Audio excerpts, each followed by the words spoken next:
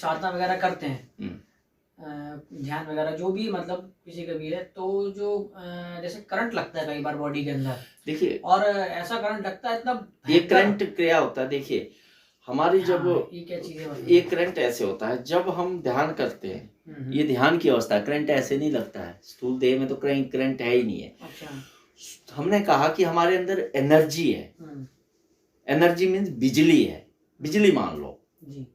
Current किस में होता है, बिजली में होता है, और तो कोई चीज करंट वाली है ही नहीं है। जिसके अंदर करंट लगता हो, चाहे आप कहीं भी संसारिक रूप में ही देख लो, विज्ञान के तौर पे देख लो, तो करंट मारने के लिए बिजली का उपयोग किया जाता है, चाहे बैटरी से हो, चाहे सौर ऊर्जा से हो, कहीं से भी हो, ऊर्जा से ही करंट लगता है। तो जब हम ध्यान करते हैं, जब हमारी टचिंग कहीं उस पे होने लगती है, कुंडलनी की शक्ति में या उस एनर्जी पे, तो जब वो फ्लो करना चाहती है, तो जहां पे शरीर में कई, देखो एनर्जी को उठाने से पहले योग में या ऋषि मुनियों में प्राणायाम कराया जाता था, सुना होगा, योग साधना, योग वो इसलिए कराया जाता था नाड़ी शोधन हो जाए। अच्छा। क्योंकि एनर्जी जो होती है वो नाड़ी के माध्यम से तो गुजरेगी। भाई जो नसें है, नसें मान लो, चलो नाड़ी समझ, नसें है, तो नसों के माध्यम से कोई चीज फ्लो करेगी। अगर उसमें कहीं रुकावट लगी तो उस जगह को खोलने के लिए जब वो निकलती है तो झटका लगाती है, क्यों, वो फ्लो रुका हुआ है। जैसे तुमने देखा होगा कभी भी किसी को अटैक आता है तो उसके ऊपर वो करंट डालते हैं ताकि वो झटके मारे। क्यों मारा जाता है करंट, निकले एकदम से, निकले, वो फ्लो से निकले। तो ऐसे ही हमारी एनर्जी होती है, जहां कहीं रुकावट होती है नसें नाड़ी पर, उसको झटका मारती है। झटका इसलिए क्योंकि वहां कोई ब्लॉकेज है, उसको जाने के लिए रोक रही है। ऊर्जा का फ्लो जब ऊर्ध्वगामी होता है, अब अधोगामी में कुछ नहीं है, जहां बैठी है, जब उसपे आप तीनों नाड़ियों का प्रयोग जब ध्यान में प्रयोग करते हैं, तो ये क्या होता है, इड़ा पिंगला सुषुम्ना का मिलन होने लगता है, एनर्जी को, उस कुंडलनी को टंकार लगने लगती है। जब उसमें ध्यान की टंकार लगने लगती है तो वो फ्लो करने लगती है उसकी ऊर्जा। जब ऊर्जा फ्लो करेगी तो जहां फंस जाएगी, चाहे बाजू, देखिए झटका बाजू में भी लग सकता है, पैर में भी लग सकता है, और सर भी में भी लग सकता है। कईयों का देखा होगा ध्यान में, सर इधर का उधर चला जाता है, कईयों की टांग, कईयों की बाजू फटक जाती है। मेरे में हाथ में लगा था। हाँ, वो इसलिए लगता है कि वहां उसकी एनर्जी ब्लॉक थी, एनर्जी खुली तो उस पे झटके से जो है वो हो गया। तो ये है इसका कारण, एनर्जी का फ्लो होने में अगर रुकावट आती है किसी नसों या नाड़ियों में तो झटका लगता है, क्योंकि ये बिजली है। अच्छा। एक ये करंट है, इसी करंट से शरीर चल रहा है, ये करंट दौड़ रहा है तभी तुम दौड़ रहे हो। ये करंट स्लो हो जाएगा तो तुम भी नहीं रहोगे। स्लो क्या मतलब, और एक जैसे ध्यान करते हैं जैसे कई बार, तो जैसे आंखें बंद है तो एकदम से बहुत मतलब 1000 वाट का, करोड़ वाट के एकदम से प्रकाश आएगा, एकदम से बहुत माइक्रो सेकंड के लिए, पल भर के लिए आया गया।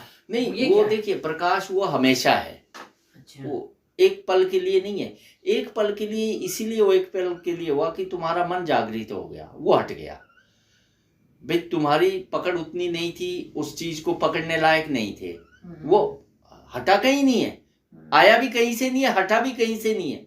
अच्छा। वो तुम्हारे अंदर ही तो है। हम फिर कह रहे बार बार, किसके अंदर, पूर्णतया ही प्रकाश में एनर्जी है, बिजली समझ लो। अभी ये जल रही है ट्यूब है तो एनर्जी जा रही है, इससे तो प्रकाश आ रहा है ट्यूब से। और अगर इस एनर्जी, ये बंद ट्यूब हटा दो तो यहाँ बिजली तो आ रही है, प्रकाश नहीं है।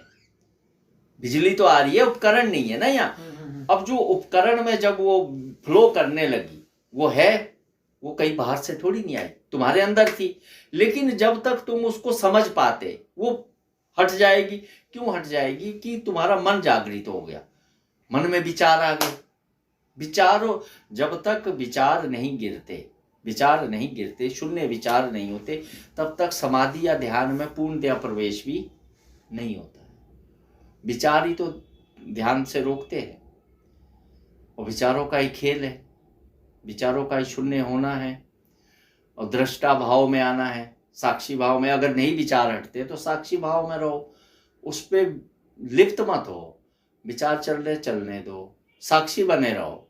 धीरे धीरे एक समय आएगा कि विचार गिरते चले जाएंगे। विचार के गिरने के साथ ही मन गिर जाता है।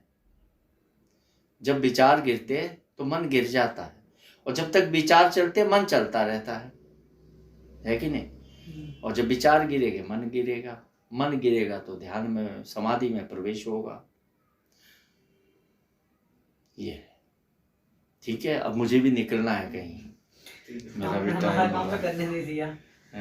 चलो कोई नहीं, तुम अपने तरीके से बनाओ जो एक्चुअल है, लोगों को एक्चुअलिटी बताओ, तो वो ना कि ये भ्रमता बताओ कि जी हाँ ये है वो है। ये तो नाच गाना और ये डांस और ये सारा किताबों में देखिए, हमारे पुराणों में वेदों में जो ज्ञान है वो उस समय उन ऋषि मुनियों पे, उन महर्षियों पे उतरा है, वो गलत नहीं है। कई लोग इसको भी गलत ठहराते हैं, वो बहुत बड़ी अवधारणा है गलत कहना। ये उतरा है हर, अब जैसे आप आज खोज कर रहे हो, आप अपना एक वो कर रहे हो, ऐसे ही उन्होंने अगले आने वाली पीढ़ियों को उसको बताया। लेकिन प्रैक्टिकल तो करना पड़ेगा ना, या पढ़ने मात्र या सुनने मात्र से ज्ञान नहीं होगा, या उससे ही हो जाए भाई उसमें लिखा है, वेदों में लिखा है, लेकिन उस चीज को जानना तो पड़ेगा, मर्मज्ञ, तभी गुरु की खोज की जाती है। नहीं तो गुरु ही उस ज्ञान को प्रदान करता है, उस प्रैक्टिकल को बताता है, उस रास्ते को बताता है कि जो इसमें लिखा है उसका सार ये है, सार बताते, उसमें वृत्तांत लिखा हुआ है। उनने अपने अनुभव बताए, कबीरदास जी ने अपने अनुभव बताए, गुरु नानक देव जी ने अपने अनुभव बताए, उन संतों ने अपने अनुभूतियां बताई। तो ये अनुभूतियां जब तुम्हें घटेगी प्रैक्टिकल में, तो उससे मैच करने के लिए, ना कि इसी के आधार पे ज्ञान हो जाना ही मात्र है। इसको मतलब ज्ञान मान लेना ही कि यही जो हमने सुना और जो पढ़ा यही ज्ञान है, नहीं। ज्ञान के परे विज्ञान है, उसको जानना है क्या है, हमारा कैसा है। और सबका एक्सपीरियंस अलग अलग होता है, कभी भी दो व्यक्ति का एक्सपीरियंस एक जैसा नहीं होता है, कभी भी अनुभव एक जैसे नहीं होते हैं, क्योंकि अनुभव जो होते हैं द्वैत के अंदर, द्वैत मैंने दो के अंदर देखिए, दो किसे कहते हैं, एक दृष्टा और एक दृश्य, एक देखने वाला और एक दिखने वाला। भाई अभी तुम देख रहे हो, ये पीछे दिख रहा है, तुम देख रहे हो, ये दिख रहा है, ये दृश्य है, तुम दृष्टा हो, तो इसे कहते हैं द्वैत, दो रहे जहां। तो जो तुम्हें दिख रहा है अनुभव में, वो तुम्हारी कल्पना, तुम्हारी वासना, तुम्हारे संस्कार, तुम्हारी वृत्ति, इनके कारण वो वैसा दिख रहा है। वास्तविक वैसा नहीं हो सकता है, वास्तविकता कुछ और होगी। लेकिन वो जो जैसी तुम्हारी परिकल्पना है, जैसा तुम्हारा वासना है, जैसी वृत्ति है, उस आधार पे दिख रहा है वो। धीरे धीरे जब ये चीजें छटती चली जाती है तो केवल एक रह जाता है, दृश्य हट जाते हैं, दृष्टा रह जाता है। फिर कुछ कहना और ना के बराबर है। फिर तो जो उस स्थिति में तो कोई कह नहीं पाया, अगर कोई कह रहा है तो वो जान नहीं पाया है, फिर वो कोरी बकवास कर रहा है। उस स्थिति की बात कर रहा हूं जहां एक रह जाए, एको ब्रह्म द्वितीयो नास्ति, आदि गुरु शंकराचार्य ने, एक ही ब्रह्म है, दूसरा है ही नहीं। तो जब एक ब्रह्म है तो एक तो किसको बताएगा। अब एक अंदर है, एक ही आप ही बैठे हैं, तो आप किसको सुनाओगे अपनी व्यथा, आप ही आप रह गए ना, आप ही आप।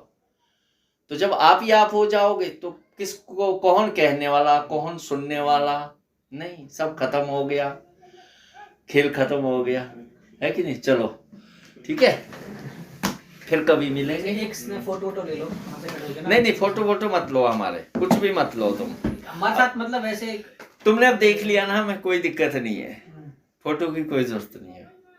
फिर बेटा फिर मिलेंगे, जब कभी और आना होगा फिर आ जाना। फिर तो